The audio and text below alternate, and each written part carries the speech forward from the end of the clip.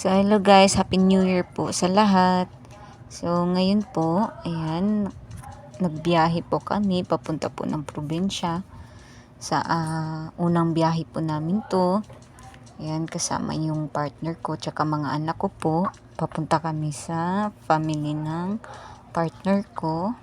So, first time po nilang magkita po kami. First time po namin magkita ng mama ng partner ko.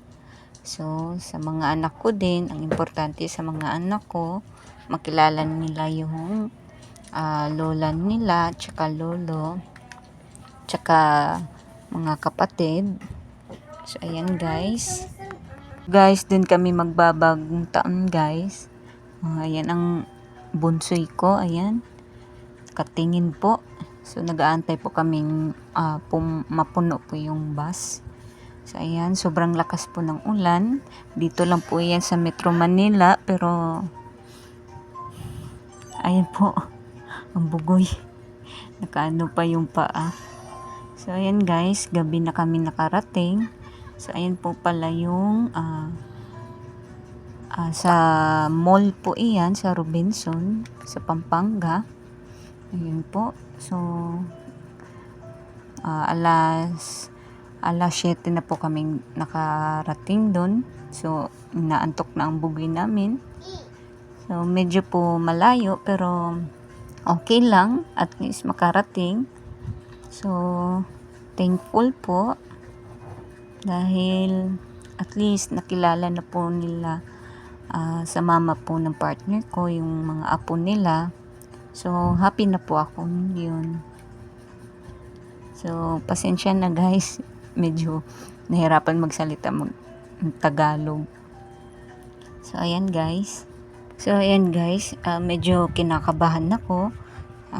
Kasi first time nga po makilala. So, ayan guys. Pero okay lang siguro.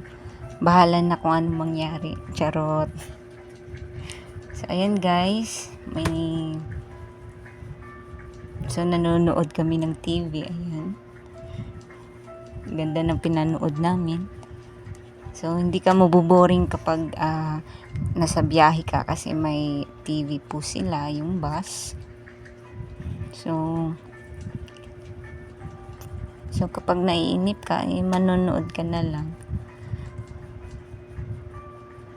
So, ayan yung bugoy ko.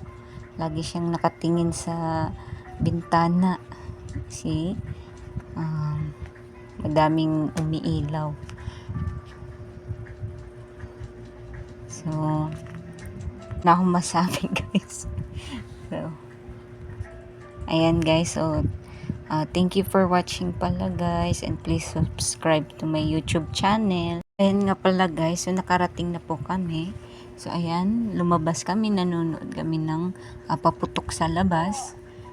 So, ayan po sila. Yung mga kapitbahay po. So, putukan na. So, ayan.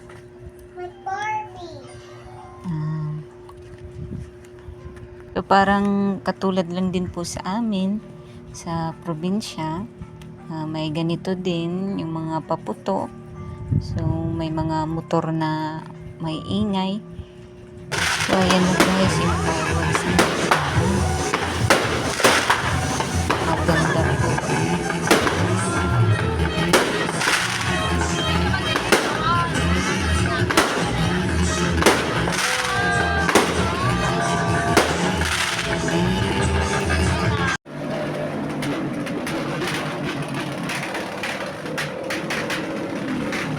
Ayan guys, dumaan lang yung mga motor. Okay na rin para hindi masyadong mainit. Hindi masakit sa tenga. So, ayan. So, salamat pala sa family ng partner ko. Thank you, part. And love you always. So, yun lang guys, yung aming New Year's Day. So, ayan, thank you for watching guys. Salamat po.